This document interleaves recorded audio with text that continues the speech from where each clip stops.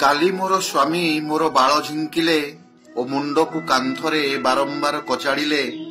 ମୁଁ କେଉଁଠି ପୂର୍ବ ରାତି ବିତେଇଲି ତାହା ସାଫ୍ ସାଫ୍ ମାନିଯିବା ଲାଗି କହୁଥିଲେ। ବେଶ୍ କିଛି କଷ୍ଟ ହେଲା, ବେଶ୍ କିଛି ସମୟ। ତାପରେ ଯେତେବେଳେ ସେ ମୋ ଅଙ୍ଗ ପ୍ରତ୍ୟଙ୍ଗ ସବୁକୁ ତନ୍ନ ତନ୍ନ କରି ଦେଖି ବସିଲେ, ମୁଁ ଆଉ କେତେ କାଳ ଚାପି ରଖିଥାନ୍ତି ହସକୁ। କହିଲି, ହାୟରେ ବିଧି, ଏତେ ନିର୍ବୁଦ୍ଧିଆ ସ୍ୱାମୀ ଲେଖିଥିଲୁ ମୋ କପାଳେ। ମୋର ଅବିଶ୍ୱସ୍ତତାର ପ୍ରମାଣ ଖୋଜୁଛି ଶରୀରରେ, ପୁଣି ଦିନ ବେଳେ। ହାୟରେ ଏତେ ନିର୍ବୁଦ୍ଧିଆ ସ୍ୱାମୀ ଲେଖିଥିଲୁ ମୋ କପାଳେ। ଭାରତୀୟ କାବ୍ୟ ସାହିତ୍ୟରେ କବି ରମାକାନ୍ତ ରଥଙ୍କର ଶ୍ରୀରାଧା ଏକ କ୍ଲାସିକ୍ ସୃଷ୍ଟିର ମାନ୍ୟତା ଲାଭ କରିଛି। 1992 ମସିହାରେ ଏହି କାବ୍ୟଗ୍ରନ୍ଥ ମର୍ଯ୍ୟାଦାଜନକ ସରସ୍ୱତୀ ସମ୍ମାନ ଲାଭ କରିଥିବା ବେଳେ ଶ୍ରୀରାଧା ଇଂରାଜୀ ସମେତ 8 ଗୋଟି ଭାରତୀୟ ଭାଷାରେ ଅନୁଦିତ ହୋଇ ବିପୁଳ ପାଠକୀୟ ଶ୍ରଦ୍ଧାଭାଜନ ହୋଇପାରିଛି। ଶ୍ରୀରାଧା ଏଭଳି ଏକ ତୃଷା, ଯାହାକୁ ଯେତେ ଯେତେ ଥର ପାଠକ ପଢୁଥାଏ ତୃଷା ସେତେ ସେତେ ଦ୍ୱିଗୁଣିତ ହୋଇ ହୋଇ ଯାଉଥାଏ।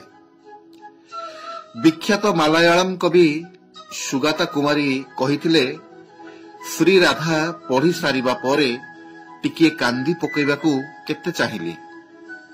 ରାତି ପରେ ରାତି ଅନିଦ୍ରାରେ ତୀବ୍ର ଅସ୍ଥିରତାରେ ବିତିଗଲା।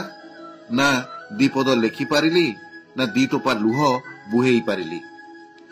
ମୁଁ ଭାବିଥିଲି ବୃନ୍ଦାବନବାସିନୀ ରାଧାଙ୍କ ସମ୍ପର୍କରେ ସମସ୍ତ ବୃତ୍ତାନ୍ତ ମୋତେ ଜଣା।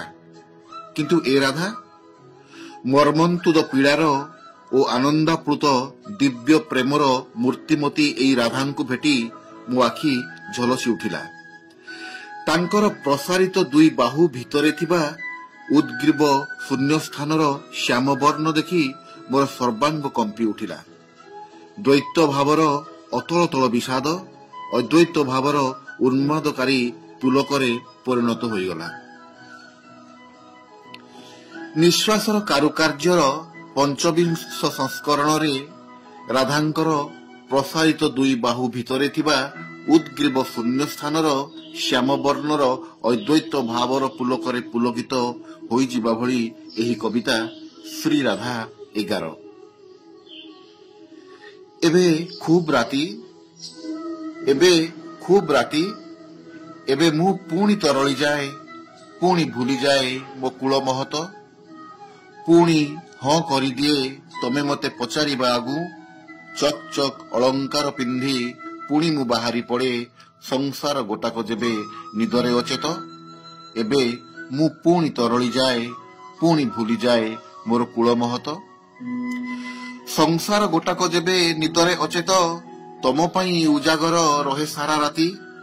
ଜାଣି ଶୁଣି ଫାଙ୍କି ଦିଏ ଅନ୍ୟ ସମସ୍ତଙ୍କୁ, ନିର୍ଦ୍ୱନ୍ଦରେ ଭାଙ୍ଗିଦିଏ କାଳକ୍ରମେ ବୁଢ଼ୀ ହେବାକୁ ଓ ମରିବାକୁ ଦେଇଥିବା ଦୃଢ଼ ପ୍ରତିଶ୍ରୁତି।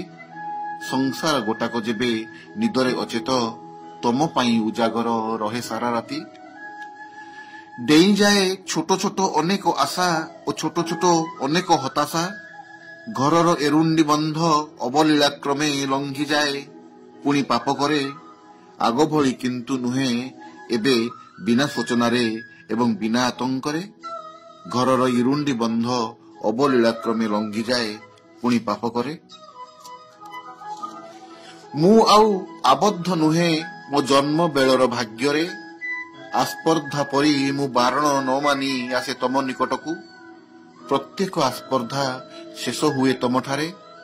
ତମେ ତ ଅବଶ କର, ଆତ୍ମହରା କର ଚେତନାକୁ ନୀତି ନୂଆ ନୂଆ ଆନନ୍ଦରେ।